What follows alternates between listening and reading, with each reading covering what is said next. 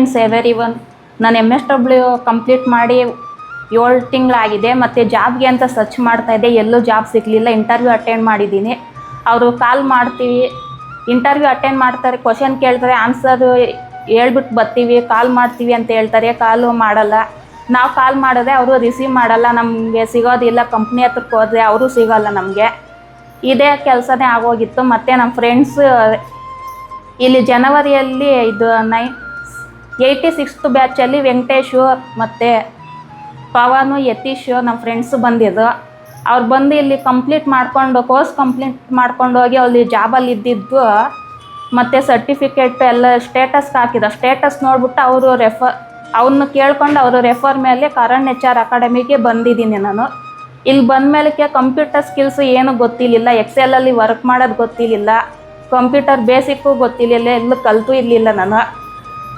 Computer skills ಮತ್ತು ಎಕ್ಸೆಲಲ್ಲಿ work ಮಾಡೋದೆಲ್ಲ ಮಂಜುನಾಥ್ ಸರು ಕಲಿಸ್ಕೊಂಡು ಕೊಟ್ಟಿದ್ದಾರೆ. ಮುಂದೆ ಜಾಬ್ ಸಿಗುತ್ತೆ ಅನ್ನೋ ನಂಬಿಕೆ ನನಗೈತೆ ಸರ್. Thank you sir.